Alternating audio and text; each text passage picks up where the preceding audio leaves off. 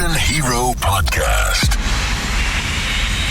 Igniting both the art and the science of functional medicine. Here's your host, Dr. Brad Watts. Hello, ladies and gentlemen. Welcome to the Nutrition Hero Podcast. I'm Dr. Brad Watts. Thank you for joining me in the podcast lab once again. As always, I'm very excited to be here today. So we're going to be talking about half-pregnant patients today. I think that's what we're going to call it, half-pregnant patients. And so as you can understand by the title, there are going to be some paradigm changes that we'll have to uncover. Anyway, a lot has happened since we last recorded the Nutrition Hero Podcast episode. And a lot's happened, so much so that I feel like I have to comment on a couple of things. First of all, the Chiefs won the Super Bowl. That's crazy in and itself. Like, I'm a tortured football fan. I'm a Minnesota Vikings fan. And so when I recognize that torture in another fan base, I got to call it out. And that's you, Kansas City Chiefs fans.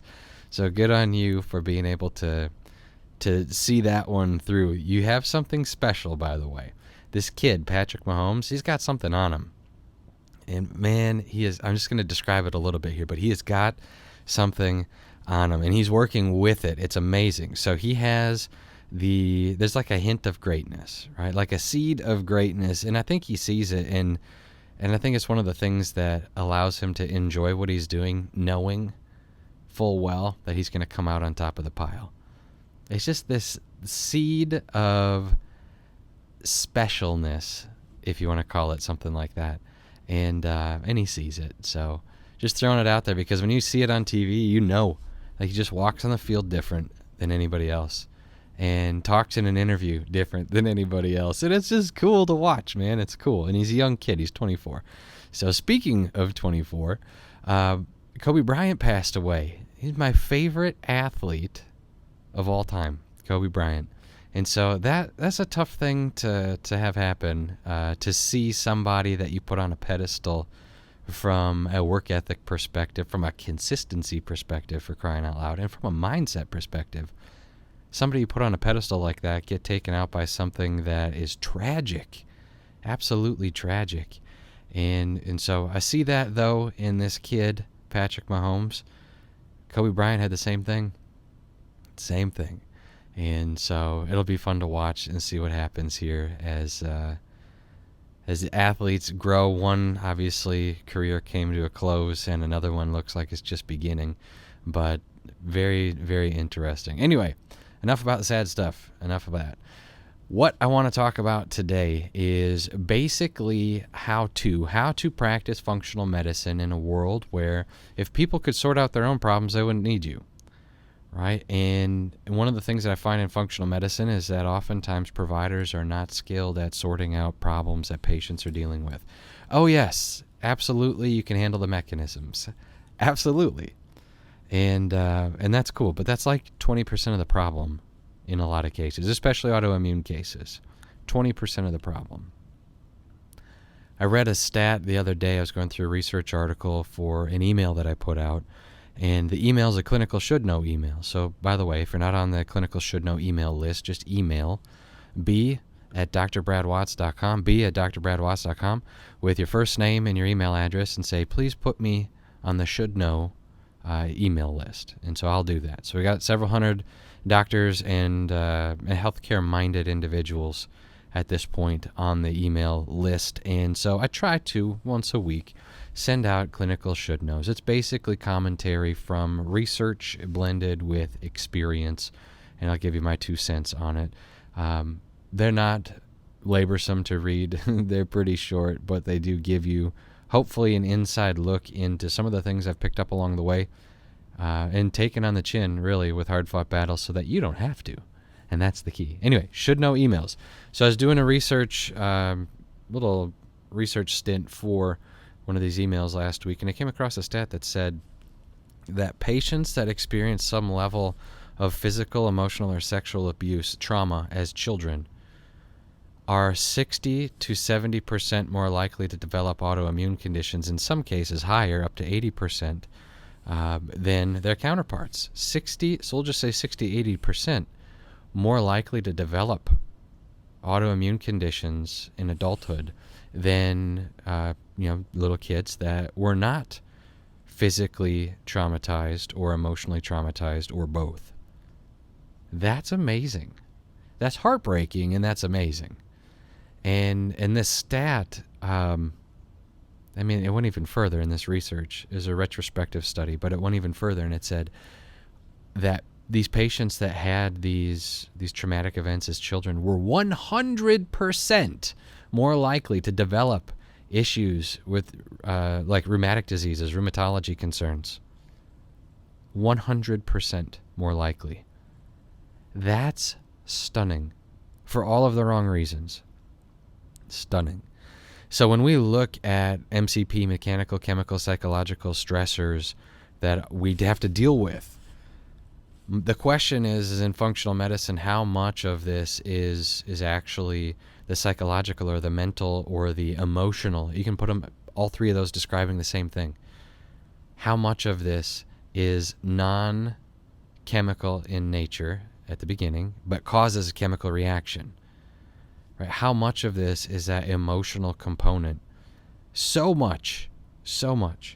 And it becomes tough to deal with that when we're trained as providers, healthcare providers, people that are interested in healthcare, even nutritionists, etc., when we're trained to look at the physical malady first. And so I just throw that out there for you because it's something that as you see and observe these things in athletes like Patrick Mahomes or Kobe Bryant, and you see there's something special from a mental makeup there. And you see that in patients, and sometimes they've gotten beat up mentally, so to speak, or beat up physically that's caused mental scarring, so to speak, and it's created catastrophic results for them down the road.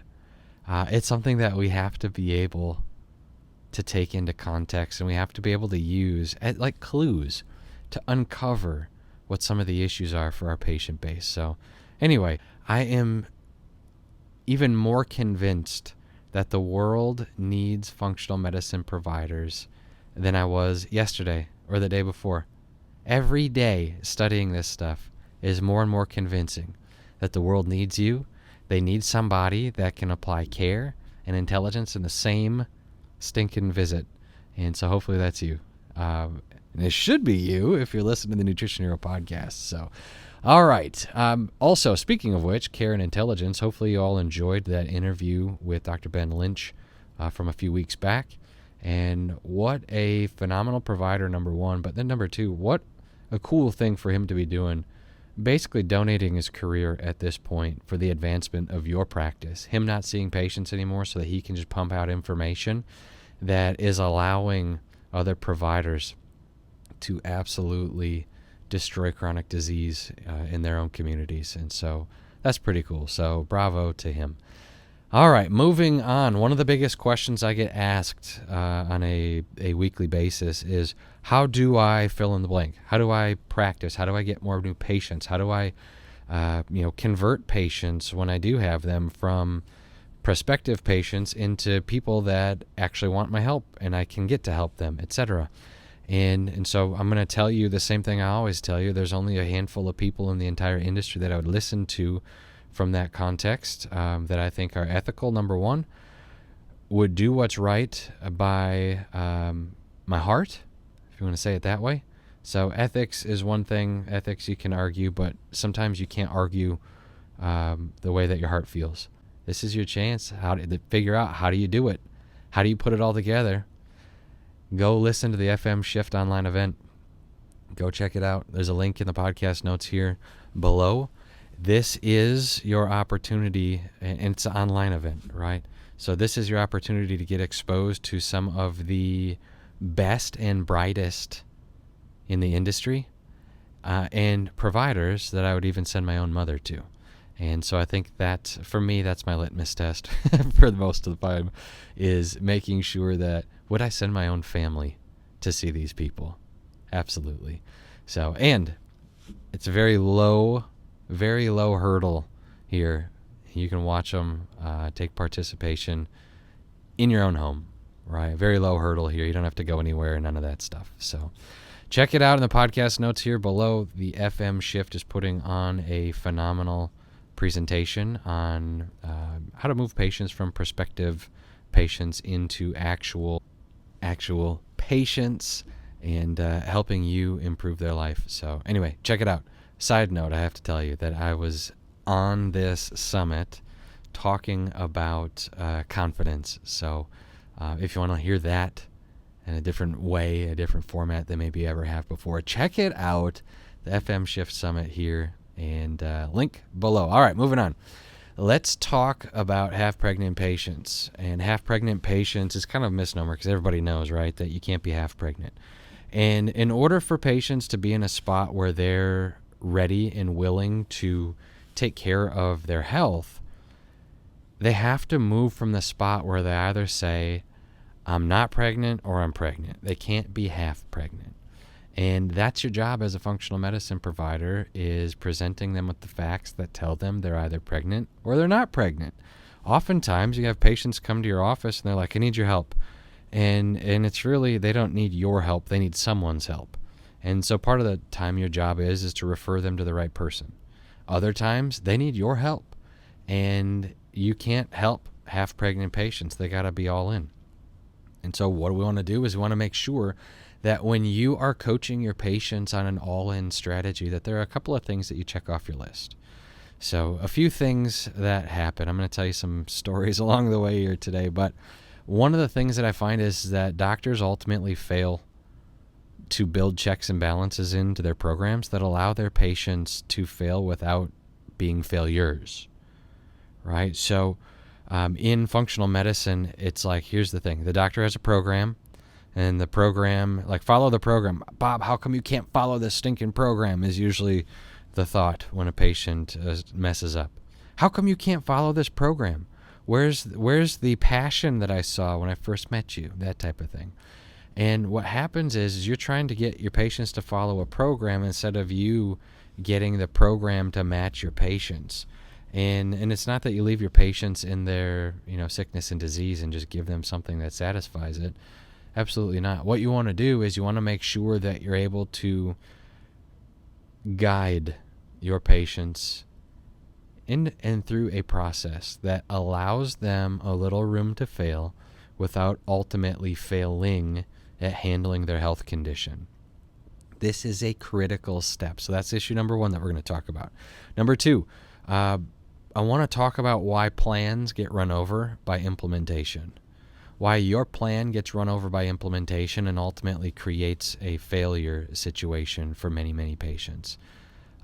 This is a hard topic to talk about because this hits really close to home. So in functional medicine for a long enough period of time, and this is something that you're going to experience, trust me. So the other thing I want to talk about is the difference between programs that work and patients that work. If I had an opportunity to, let's say start 10,000 patients on a program that works, or be able to successfully treat 2,000 patients that work, I'm going to pick the 2,000 because the impact is going to be greater in the long run than starting 10,000 people on a program that doesn't work. And multi-level marketing companies are your exact case in point for that mechanism. Okay, so we'll get there momentarily, but let's go back and let's lay it out. You have a patient, you've seen it 100 times, but you have a patient that wants your help, but they're not willing to fit one of your qualifications. Maybe it's they're not willing to change their lifestyle. Maybe they're not willing to change the food that they're bringing in to the house, and that's a tough spot. How are you supposed to help somebody if they keep lighting the fuse to the inflammatory dynamite day in and day out? Like the patient that's allergic to gluten that keeps on eating Little Caesars every day, that's a hard case to help get better. In fact, I would say that those are the cases that make you not want to be a doctor after a few months of trying to deal with that, and that's a tough spot. So half-pregnant patients like this, they're not conducive to good results in a program. One of the things that I find is that patients, when they keep a foot in the door, to their habits that they know are destroying their health, when they keep a foot in the door, what happens is they'll listen to you and they'll do what you want, but they also are keeping a door in case it doesn't work. Dr. Watts, I can go back to my habits in case it doesn't work. That's a tough spot. You gotta be willing to burn the bridges, right? Your patients got to be willing to burn the bridges to their previous lifestyle. And the reason I say that is that the way forward is often a narrow path for them to walk, but the way back to satisfying their emotional needs with food, etc., that's a wide road. Oh goodness. So I think of a patient back in the day here, and trying to manage their blood sugar situation, and they're secretly eating Pop-Tarts and not telling anybody, and we go through 6 to 8 months of treatment, and you get to that spot where you find out that they're lackluster results, and you're not happy, the patient's not happy, and you just can't figure out why. Well, patient's making antibodies to gluten, and obviously guess what's in Pop-Tarts? Gluten. And they're secretly eating Pop-Tarts every day, telling you, well, I have to have them. This is 6 months, 8 months into care, having this conversation. I just have to have them. And it's like, you mean to tell me you've been secret eating Pop-Tarts for 6 months? Lying to me for 6 months. How am I supposed to help that patient heal? Right? And logically, you look at it and you go, well, how are you supposed you can't help that patient heal. Right? But there's something there. There's like a lack of, I don't know if I want to say like observation. Maybe there's a lack of trust. Maybe there's a lack of self-awareness in my part as a provider. Maybe it was a lack of self-awareness that allowed me to get through 6 to 8 months of care with this person before we're actually in a spot that, gives us an opportunity to have that heart-to-heart. And it's interesting. Secret eating is a thing. You'd be surprised at how many of your patients actually do this. You'd be very, very surprised. Secret eating. Now, it might not be Pop-Tarts, might not be that flagrant. It might be M&Ms. Might be Reese's. It might be Wheat Thins, right? Oh, tomato basil Wheat Thins. Man, if I had a secret eating thing, it might be those. Oh, goodness. I haven't had one of those in 10 years, I bet. But those are the things that I'm talking about right now, that if your patients are not all in, they will always keep a foot in the door to whatever their emotional fix is. Maybe it's Pop-Tarts. Reminds them of being a kid, right? Maybe it's Miller. Maybe it's rum, whatever it is. The point of me bringing this up is that I want you to make sure, not just once, not just twice, but consistently, you do a bridge check, right? Are your patients burning the bridges behind them or not? Are they all in? If they're not burning the bridges, they're not all in. What are some examples of patients that aren't burning the bridges? Right. Well, I can't get rid of all this food in my pantry. That's wasteful. BS. Burn the bridge. Right? Donate it. Burn the bridge. Well, I just went grocery shopping. Can we start this after I finish my groceries? No. BS. Burn the bridge. You have to be all in if you're going to get help from Dr. Watts. All right? That's the way it is. Because I'm going to be all in to help you. Okay? And that's a big thing. So your patients have to be willing to burn the bridge. So when your patients burn the bridge, they will have moments of failure. They might slip. They might be at a party, and if it's alcohol that you're not supposed to be having, they might be at a party and they might have alcohol. Right? They just get around that one crazy friend and there it goes. So, but what's happening is it's an event. It's not a process, hopefully. When a patient leaves the alcohol in their house and they say, well, it's just, I don't want to waste it. It's good whiskey. It's good rum. That's good wine, right? If you're not allowing them to have alcohol, and they leaving it in their house, they're planning for a process.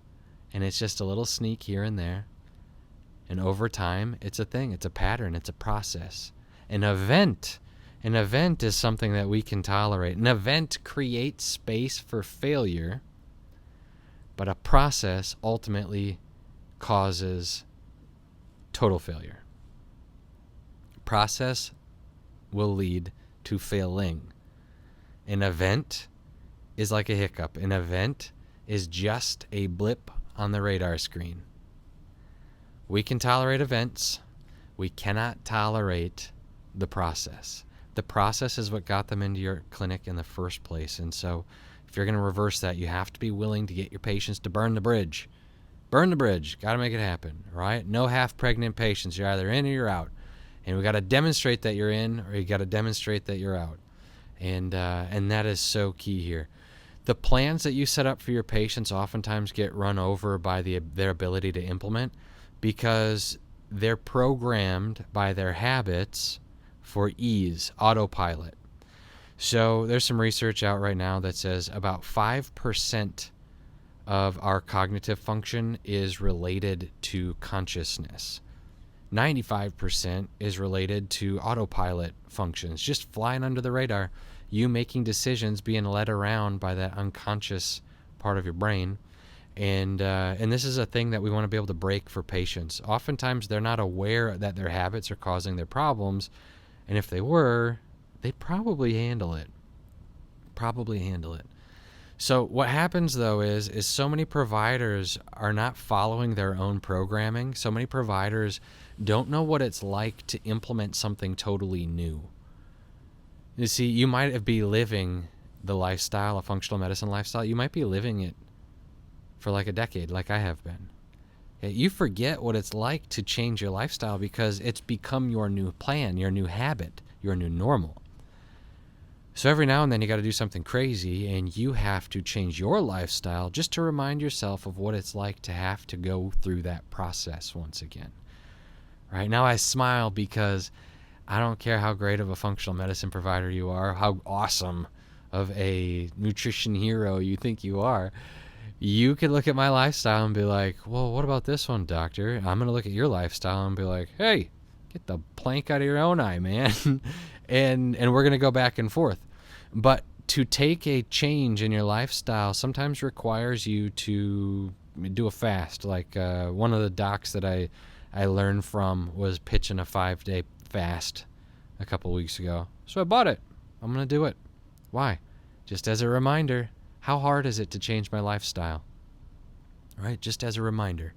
And so I'm getting geared up to do that coming up here. I think next week is my fast week. Okay?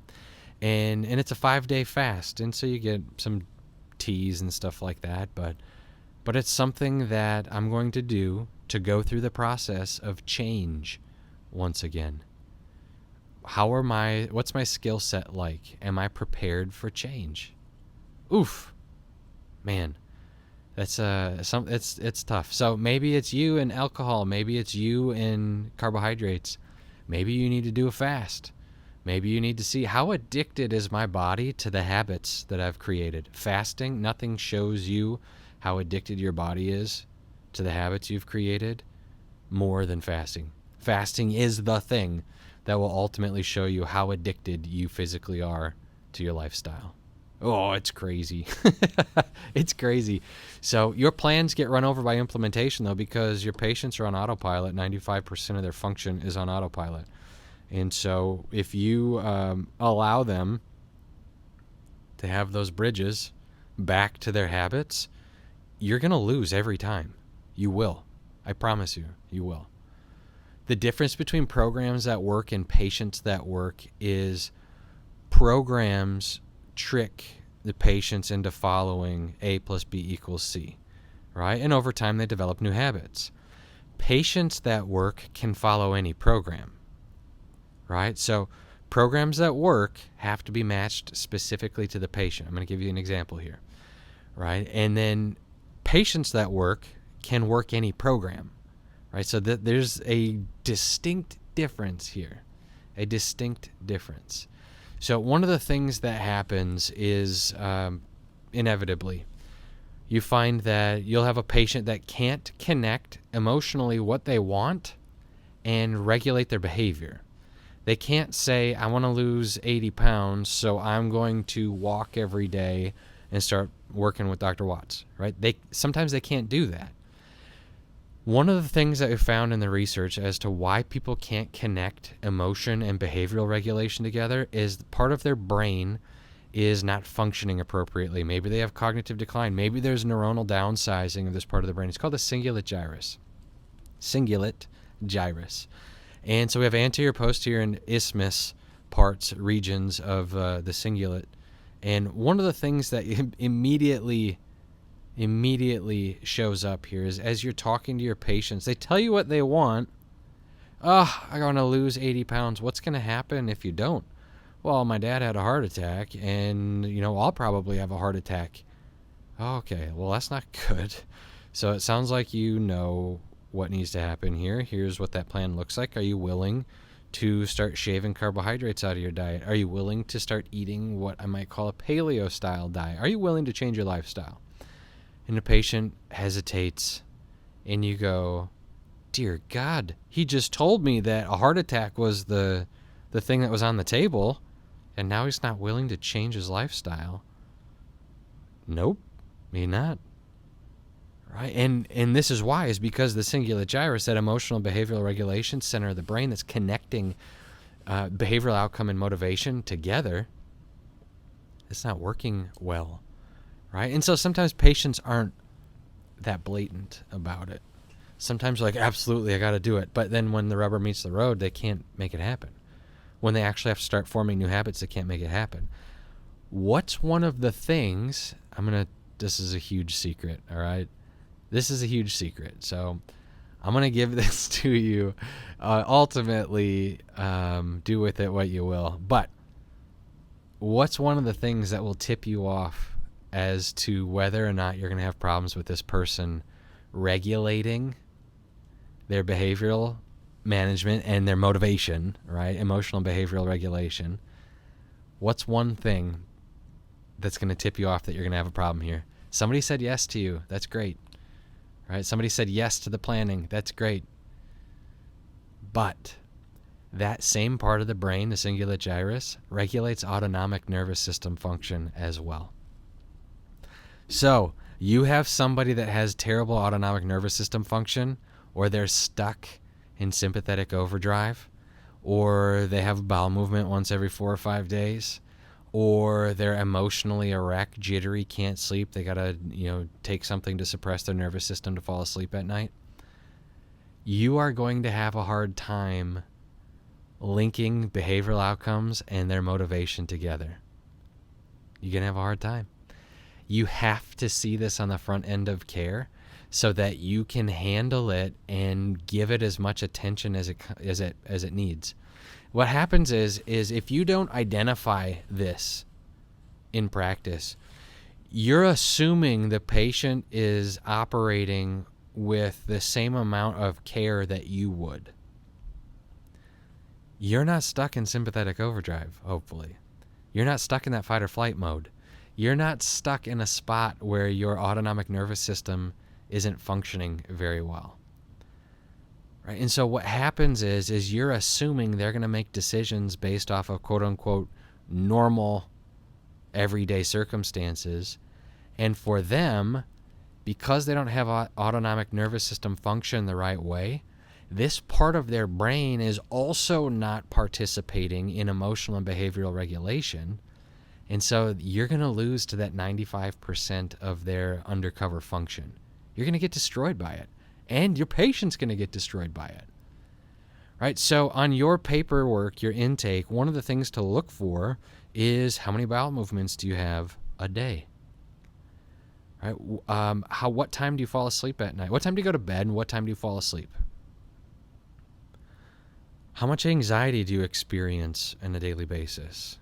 How stressful is your life, 0 to 10, 10 being the worst? Right? These are things that would give you an insight into your patient's ability to follow programming. And it's super cool, right? This is just neuroanatomy. This is just looking at the function of specific structures in the brain. And this is a huge one. Okay. So like if we look at the cingulate gyrus, as I mentioned, is anterior, posterior, and isthmus regions of the cingulate gyrus. The cingulate overall is emotional and behavioral regulation. It also regulates autonomic nervous system function. Anterior cingulate is related to error detection, anticipating tasks. Like I live in Minnesota, and so when it snows, what task am I anticipating? Well, you got to go scrape the driveway off, right? It's just a task that you got to anticipate. When you can't anticipate that task, it always becomes a problem. It piles up. It's not awesome. So attention span. Anterior cingulate is helping support your patient's attention span and the function of it. Motivation, mood, emotional balance. This is critical. You have patients that have a horrible mood function. Their spouse is like, never happy. Ever. He's the angriest person you've ever met. Right? Emotional balance, you fly off the handle or go from being like, super smiley to super in the dumps. That's all anterior cingulate function. These are things to look for that would give you some insight as to whether or not this patient is going to have a hard time being or getting rid of that half-pregnant state. We're either all the way pregnant or we're not. Okay? So posterior cingulate links the patient's internal monologue with their, basically with their internally directed cognition. This is interesting. When patients lose this part of their brain, and this part is downsizing from cognitive decline or otherwise, what tends to happen is they think out loud. They think out loud. So you walk into the room and they're like, "Those are ugly shoes," and you go, "Excuse me?" And they go, "Oh, nothing." See, they don't have an internal monologue anymore, and they don't remember anything unless they say it aloud or they move their mouth. So the other thing that happens is that you'll be talking to them and they're moving their mouth looking at you.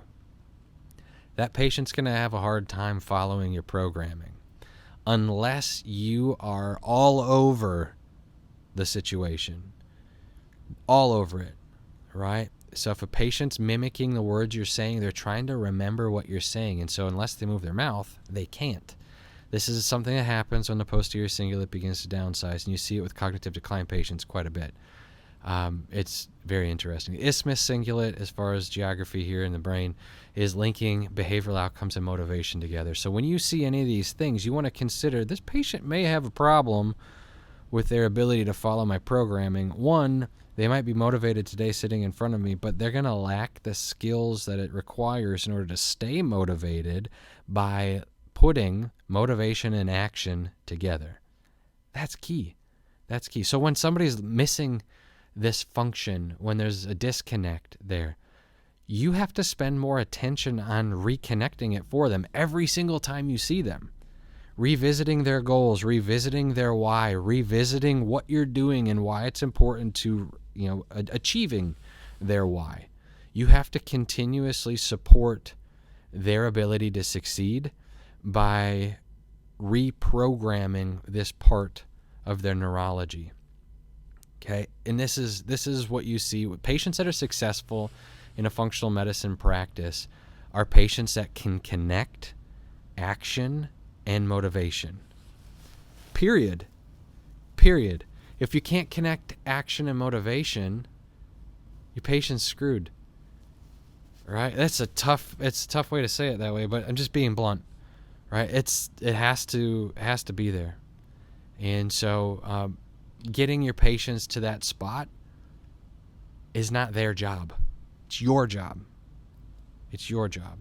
So when we talk about half-pregnant patients that are waffling between what they know they should be doing and what they're actually doing, man, you got to spend attention on that. Got to spend attention on it. So maybe we can talk more in the future about how and to what extent you're able to support that process. But for right now, I'm just throwing it out there. I want you to see that, right? It's a break in that cingulate gyrus. It's not rare. It is not rare, right? And your patients are already 95% on autopilot. Imagine the 5% now working with cingulate gyrus that's not doing its job. Ugh, goodness. So, all right, hopefully that makes sense, everybody. Thank you for listening today to the Nutrition Hero Podcast. If you're going to do anything with this information, you have to confront patients that are half pregnant. In or out, hot or cold, let's make it happen, right? Change happens when you're hot or cold. We're either in or we're out, right? No half pregnancy situations. And ultimately, for your own mental health, right? Nobody likes working in a practice where nobody gets better. That's terrible. So, all right. Check out the podcast link and head on to the FM Shift webinar. Catch you next time.